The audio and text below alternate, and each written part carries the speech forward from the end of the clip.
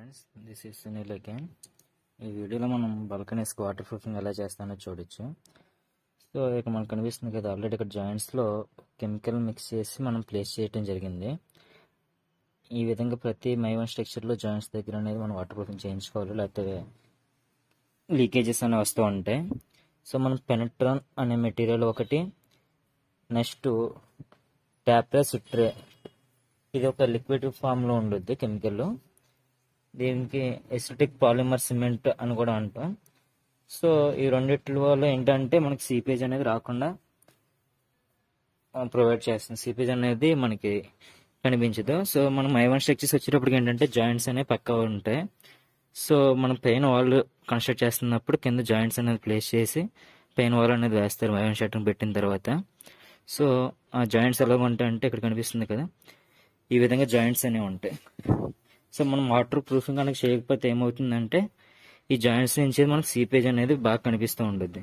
So దానివల్ల మనం chemical అనేది, ఈ కెమికల్స్ ఏదైతే చెప్పానో దాని జాయింట్స్లో ప్లాస్టింగ్ టైప్ చేసి, నెక్స్ట్ మనం ఫ్లోర్ కోటింగ్ అనేది ఇందాక చెప్పినట్టు పెనట్రాన్ అనే కెమికల్ని, నెక్స్ట్ ఎసిట్రిక్ పాలిమర్ కెమికల్ని యూజ్ చేసి ఫ్లోర్ కోట్ అనేది కూడా ఇస్తాం. సో ఇప్పుడు ఫస్ట్ మనం జాయింట్స్ దగ్గర ఇలా ప్లాస్టింగ్ అనేది చేస్తున్నారు. ఈ విధంగా మొత్తం ప్రతి జాయింట్స్ దగ్గర ప్లాస్టింగ్ చేసి, ఇక మనకు పైప్ వెళ్తుంది కదా, అక్కడ కోర్ కటింగ్ చేసిన తర్వాత బోర్ ప్యాకింగ్ అంటాం. So plumbing wall pipes fix చేసిన తర్వాత చూపిస్తాను మీకు. కోర్ కటింగ్ చేసి మనకు పైపు 3 ఇంచ్ పైప్ యూజ్ చేస్తున్నాం మేము ప్లంబింగ్ పర్పస్ కోసం. సో 3 ఇంచ్ పైప్ కోసం మనం 4 ఇంచ్ బోర్ కటింగ్ అనేది చేస్తారు. బోర్ కటింగ్ చేసిన తర్వాత ఈ విధంగా బోర్ కటింగ్ అనేది చేసిన తర్వాత పైప్లో ప్యాకింగ్ అనేది పెడతాం. ఆ కెమికల్ని ఏదైతే ఇప్పుడు ఇందాక సిమెంట్ స్లరీ మిక్స్ చేస్తున్నప్పుడు చూపించాను కదా, సో అటువంటి మెటీరియల్ యూజ్ చేసి మన హోల్ అనేది ప్యాక్ చేస్తాం. సో ఇక్కడ ఆల్రెడీ మ్యాక్సిమం అన్నీ అయిపోయినాయి. మీకు ఇప్పుడు కోర్ కటింగ్ చేసినప్పుడు ఎలా ఉంటుంది, నెక్స్ట్ పైప్ పెట్టేటప్పుడు ఎలా అనేది చూపిస్తాను. So 1 second. ఈ కోర్ కటింగ్ చేసిన తర్వాత మ్యాక్సిమం మనకు సీపేజ్ అనేది ఈ పైప్ దగ్గర నుంచి వస్తుంది.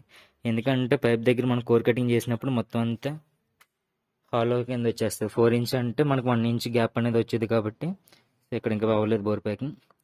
సో ఈ హోల్ కనుక మనం అబ్జర్వ్ చేస్తే 4 ఇంచ్ హోల్ ఇది. కాంక్రీట్లో కోర్ కటింగ్ చేస్తాం.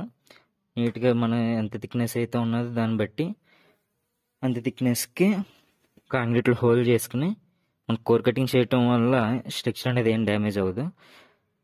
ఆ కోర్ కటింగ్ చేసుకుని పైప్స్ అనేది ప్లేస్ చేస్తాం. సో ప్లాస్టింగ్ ఎలా చేస్తారు, ఐ మీన్ జాయింట్స్ దగ్గరే ఎలా ఫిల్ చేస్తారు అనేది ఇప్పుడు చూడొచ్చు. సో ఇక్కడ మనకు ప్లాస్టింగ్ క్లీనింగ్ చేస్తున్నారు. సో మనం క్లీన్ చేసే ముందు, అంటే వాటర్ ప్రూఫింగ్ చేసే ముందు క్లీనింగ్ అనేది కన్ఫామ్గా చేయాలి.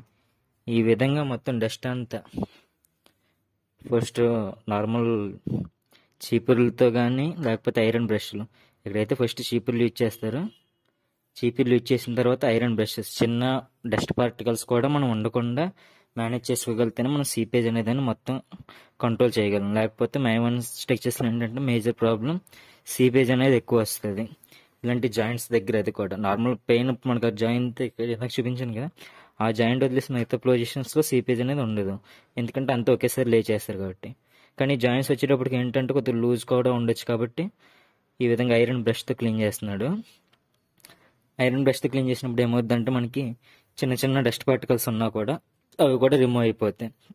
ఆ విధంగా రిమూవ్ అయిన తర్వాత మనకు కెమికల్స్ అనేది అప్లై చేస్తే బాగుంటుంది.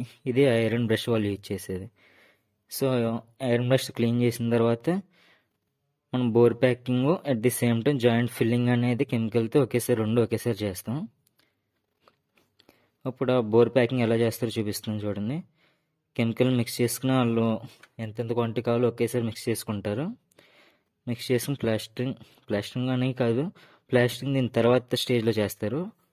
ఫస్ట్ జాయింట్స్ అన్నిటి దగ్గర కెమికల్తో టచ్అప్ అనేది ఫిక్స్ చేస్తారనమాట. ఇప్పుడు బోర్ ప్యాక్ ఇందాక చూపించాను కదా, కటింగ్ అనేది చేసి, కటింగ్ అయిన తర్వాత కోర్ కటింగ్ అయిన తర్వాత దాంట్లో ఇలా సిమెంట్ స్లర్రీ అంటే నార్మల్ స్లర్రీ కాదు, ఇందాక చెప్పినట్టు పెనట్రాన్ అనే సిమెంట్ టైప్ మెటీరియల్లో నెక్స్ట్ ఎసిట్రిక్ పాలిమర్ గ్రౌట్ రెండింటిని మిక్స్ చేసుకుని ఈ విధంగా ఒక మెటీరియల్ కింద తయారు చేసుకుంటారు.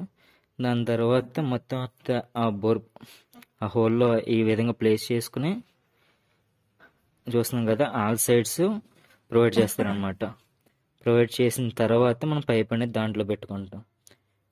ఈ విధంగా పైప్ని దాంట్లో పెట్టి అప్పుడు మళ్ళీ ఎక్సెస్ ఏదైతే ఉన్నదో, అంటే మనకి ఎక్కడైనా వాయిడ్స్ కింద కనిపిస్తే ఈ విధంగా పెట్టిన తర్వాత కొద్దిగా పైప్ని బయటకు లాక్కొని ఇప్పుడు దాని చుట్టూ ఎక్కువ క్వాంటిటీలో మన సిమెంట్ ఏదైతే కెమికల్తో మిక్స్ చేసి పెట్టినామో ఆ యొక్క మెటీరియల్ని ప్లేస్ చేసుకుని,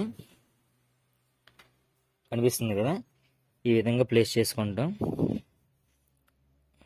ఈ విధంగా మొత్తం అంత వాయిడ్ అనేది కనిపించకుండా సిమెంట్ స్లరీ అంతా ఆ కెమికల్తో మిక్స్ చేసిన మెటీరియల్ ఏదైతే ఉన్నదో దాన్ని బాగా లే చేసి అప్పుడు దాని పొజిషన్లో మనకి వాళ్ళ దగ్గర నుంచి ఎంత డైమెన్షన్లో ఇచ్చాడో ఆ డైమెన్షన్లో అనేది పెట్టి దీన్ని క్లోజ్ చేసుకుంటాం మనం. మొత్తం కెమికల్ అంతా హోల్ మనకి 350 mm వాల్ అది. సో ఆ 350 mm వాల్లో దాన్ని అలా ప్లేస్ చేసుకుంటాం. చేసుకునే జాయింట్స్ దగ్గర ఈ విధంగా ప్లాస్టింగ్ ఇందాక చెప్పాను కదా, ఈ విధంగా మొత్తం ప్లాస్టింగ్ చేసుకోవాలి. ఈ విధంగా సీపేజ్ అనేది కంట్రోల్లో చేసుకుంటాం మనం. Thanks for watching my video.